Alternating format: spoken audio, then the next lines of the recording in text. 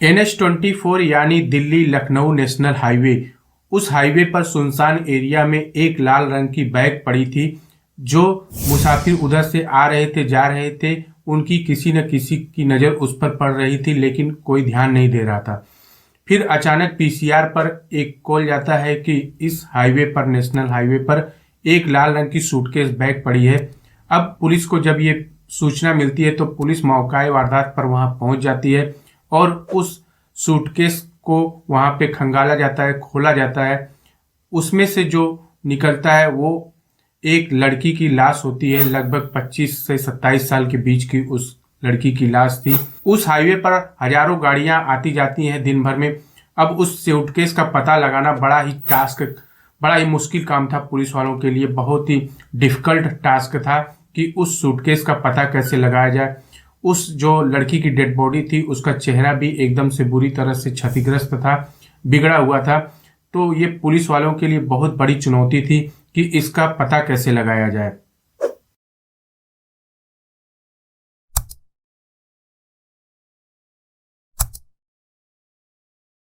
राम राम, आदाब, सत श्री अकाल। मेरा नाम अमर है और आप देख रहे हैं क्राइम स्टोरी।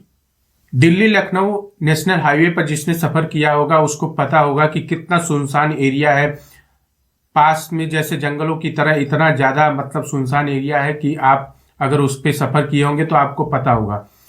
उस दिल्ली हाईवे पर, दिल्ली और लखनऊ हाईवे पर एक सूटकेस बैग लाल रंग का मिलता है और उसकी सूचना जब पुलिस वालों को दी जाती है, पुलिस मौका वारदात पर पहुंचती है और उसके बाद आसपास के जो गांव होते हैं उनसे उसकी पूछताछ करना स्टार्ट कर देती है कि सूटकेस को किसी ने देखा लाते हुए या फेंकते हुए। ऐसा कुछ इंफॉर्मेशन जुटाने की कोशिश करती है पुलिस वाले, लेकिन इसका कोई सुराग नहीं मिलता है।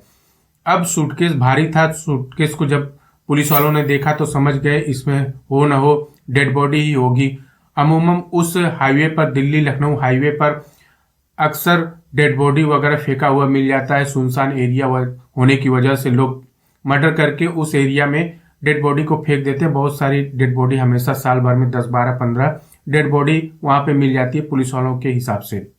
अब जब सूटकेस को खोलते हैं पुलिस वाले, तब उसमें से एक सफेद रंग का एक चदरा था, उसमें डेड बॉडी को लपेटा गया था। उसको खोला जाता है तो उसमें एक काले रंग की सूट पहनी हुई एक लड़की, जिसका उम्र 25 से 27 साल था, उसका चेहरा बुरी तरह से क्षतिग्रस्त हो गया था और उसका जो हाथ पैर है उसको तोड़कर, उसको जो सूटकेस का एरिया था वो बहुत बड़ा नहीं था, इसलिए उसके हाथ पैर को तोड़कर उस चदरे में लपेटकर उसको सूटकेस में रखा गया था।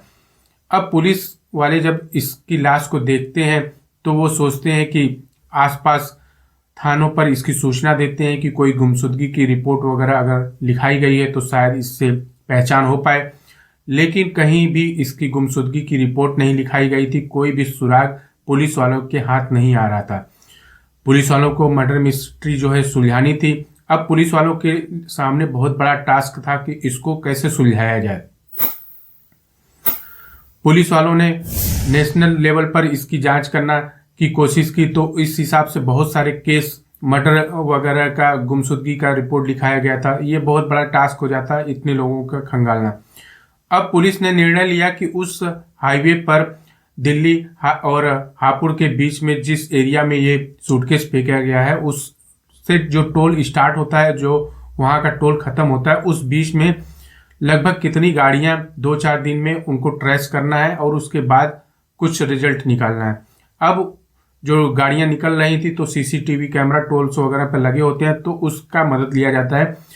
तो कई दिन के प्रयास के बाद पुलिस वाले एक रिजल्ट देते हैं कि 10-15 गाड़ियों को वो ट्रेस करते हैं जिन पर उनको डाउट होता है। अब उन 10-15 गाड़ियों का नंबर निकालकर उनके मालिक को फोन किया जाता है और उनको बुलाकर पूछताछ किया जाता है। उसी में से एक वैगनार होती है जिसके मालिक को फोन किया जाता है और उसका नंबर जब ट्रैक किया जाता है तो वो नंबर उस सूटकेस के एरिया में ही कुछ समय तक मिलता है। अब पुलिस को यकीन हो जाता है कि ये शायद हो सकता है गाड़ी जो वैगनार है उसका जो मालिक है वो उस एरिया में था, तो इससे सही से पूछताछ की जाए। अब उस मालिक को जब ये फोन लगाया जाता है नंबर निकालकर, तब पता चलता है कि उधर से जो फोन आता है तो वो एक कैब ड्राइवर होता है, एक टैक्सी ड्राइवर होता है वैगनार का। उससे जब पुलिस वाले पूछते हैं तब वो कहता है कि हाँ, मैं उस दिन उस एरिया में ही था, 2 लोग मेरे साथ और थे और एक बंदा मोटरसाइकिल से मेरे गाड़ी में आया, वो लाल रंग की सूटकेस लिया हुआ था और उसने बीच में ही, उसके बाद ये लोग गाड़ी रुकवा कर बोले कि हमारा पास में ही गांव है, हम पैदल ही यहाँ से चले जाएंगे। ऐसा बोलकर वो लोग यहाँ उतर गए थे और उसके बाद मैं अपनी गाड़ी लेकर आगे चला गया था। अब पुलिस को कहीं ना कहीं क्लू मिल गया था कि इसी गाड़ी से ये हुआ है, तो अब जिसने उसका कैब बुक किया था, पुलिस वालों ने उसको ट्रैक करने की कोशिश की। अब उस जो कैब ड्राइवर है उससे उसका नंबर लिया गया जिसने कैब को बुक किया था और उसको फोन किया गया। अब जब ये फोन होता है तब पता चलता है कि एक हापुड़ का एक परिवार है जिसने ये कैब बुक किया था। अब पुलिस वाले उसको वहां से उठाते हैं और उसके बाद पूछताछ शुरू करते हैं। अब जो कहानी निकल कर सामने आती है वो बड़ा ही आश्चर्यजनक कहानी है। इसमें जिस हिसाब से कैब ड्राइवर ने बताया था 3 लोग थे, उसमें अंशुल, उसके पिता और उसके जीजा, ये 3 लोग थे इस मर्डर मिस्ट्री में शामिल थे जो इस लड़की के लाश को ठिकाने लगाए थे। अंशुल जो था उसने मर्डर किया था, उसके बाद उसके पिता और उसके जीजा ने इसमें काफी सहयोग दिया इसके लाश को ठिकाने लगाने के लिए। ये नेशनल हाईवे है तो इस हिसाब से इन्होंने सोचा कि हाईवे किनारे फेंक देंगे, लाश का चेहरा तो पहचान में आ नहीं रहा है, तो हम लोग पूरी तरह से सेफ बच जाएंगे, किसी को कुछ पता भी नहीं चलेगा और बड़े ही आराम से हम लोग वारदात देकर वहां से निकल जाएंगे। लेकिन वहां पे पुलिस की जितनी भी तारीफ की जाए उतना कम है। इतने गाड़ियों, हजारों गाड़ियों को ट्रैक करना, उसके बाद उसमें से छांट कर 10-12 गाड़ियों को निकालना और उसमें से भी मेन गाड़ी जिससे वैगनार से उस सूटकेस को फेंका गया था उसको ट्रैक कर लेना, ये वाकई में पुलिस वालों के लिए काबिलिए तारीफ है। अब जो कहानी अंशुल ने बताई, अंशुल की शादी लगभग 2020 में हुई थी, लव मैरिज।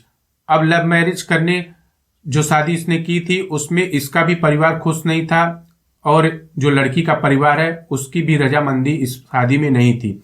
ये दोनों लोग घर के विपरीत होकर अपनी शादी करते हैं, लव मैरिज। उसके बाद शादी के बाद अंशुल जो है वो गुड़गांव में शिफ्ट हो जाता है, मतलब हापुड़ का रहने वाले थे ये लोग और गुड़गांव में शिफ्ट हो जाते हैं शादी करके। अब ये दोनों लोग जॉब करने लगते हैं और वहीं अच्छा खासा अपना जिंदगी बसर करने लगते हैं। मतलब जो इन्होंने लव मैरिज किया था उसके बाद इनकी परिवार अच्छे खासे चल रही थी, लेकिन जो लड़की के घर वाले हैं उन्होंने पूरी तरह से लड़की को त्याग दिया था।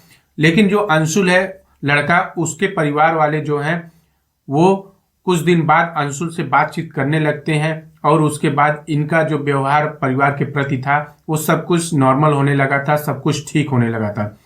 अंशुल जो है अपने परिवार से डेली बात करता था, अपने मम्मी पापा से, अपने भाई से डेली बात करता था और उसके बाद कभी कभी छुट्टियों के दिन वो घर पर मिलने भी जाता था। ये सब बातें अंशुल अपने परिवार से सब कुछ डिस्कस करता था, हर बातों को। इन्हीं सब से नाराज होकर जो उसकी पत्नी थी राखी, जो इसकी प्रेमिका थी, उसने शादी किया था, राखी ने इन सब बातों से बड़ी नाराज रहती थी कि मेरे घर वाले जो हैं मुझसे एकदम बात नहीं करते और इसके घर वाले मुझे अपनाना नहीं चाहते, लेकिन इससे लगातार बात करते हैं, ये मिलने भी जाता है। इस सब बातों से वो बहुत ज्यादा इससे अंशुल से नाराज थी, बार बार इस बात को लेकर झगड़ा होता था। एक दिन घर वालों को, जो अंशुल के घर वाले हैं, उनको कुछ पैसे की जरूरत पड़ी तो अंशुल ने जो जमा पूंजी थी कुछ पैसे उसमें से 10-20 हजार रुपए जो भी चाहिए थे इनको घर वालों को, अपने मम्मी पापा को इसने दे दिया। अब इस बात की खबर जब राखी को हो जाती है कि इसने पैसे भी ट्रांसफर कर दिए अपने घर वालों को, तब इस बात को लेकर बहुत ज्यादा बहस हो जाती है और लड़ाई झगड़ा बहुत ज्यादा बढ़ जाता है, कलेश बढ़ जाता है उसके घर कर, उसके परिवार पर।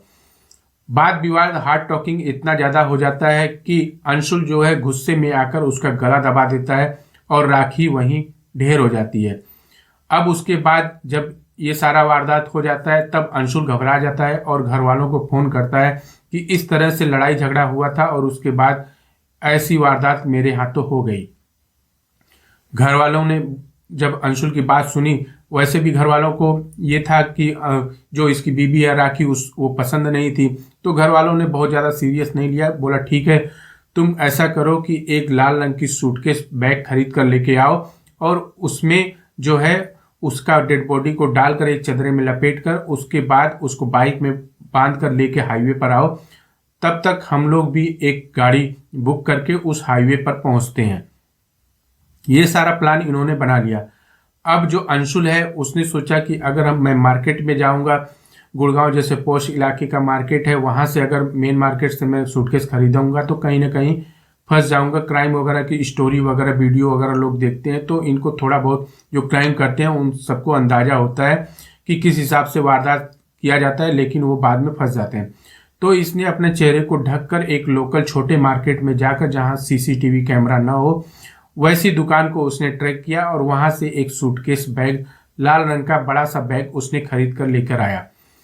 बैग लेकर आया लेकिन वो बॉडी इतनी बड़ी थी कि उसको उस बैग में नहीं डाल पा रहा था, तो उसके हाथ पैर को उसने तोड़ दिया।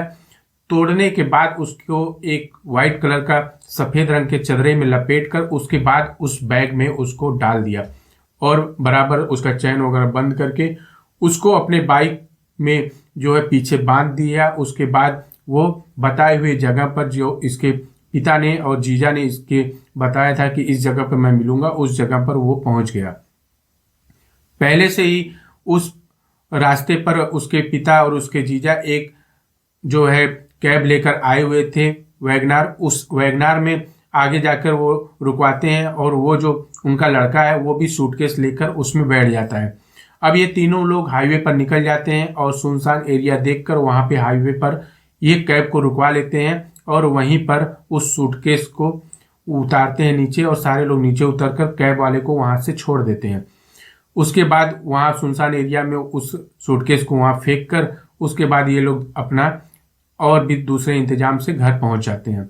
ये सारा मामला निपट गया था। अब इनको ये पूरा क्लियर था कि हम लोग कोई एफआईआर, कोई खोजबीन करेंगे नहीं और इसके घर वाले इससे लड़की से ताल्लुक रखते नहीं है, तो कोई मतलब ही नहीं बनेगा कि कोई पुलिस केस हो या ऐसा कुछ हो। मतलब इनके दिमाग में एकदम कोई डाउट नहीं था कि कभी भी ये लोग पकड़े जाएंगे इस तरह की वारदात को अंजाम देने के लिए। लेकिन पुलिस वालों की इतनी तत्परता और काबिलियत तारीफ इनका काम वास्तव में दर्शाता है कि पुलिस अगर चाहे तो सब कुछ असंभव को भी संभव कर सकती है।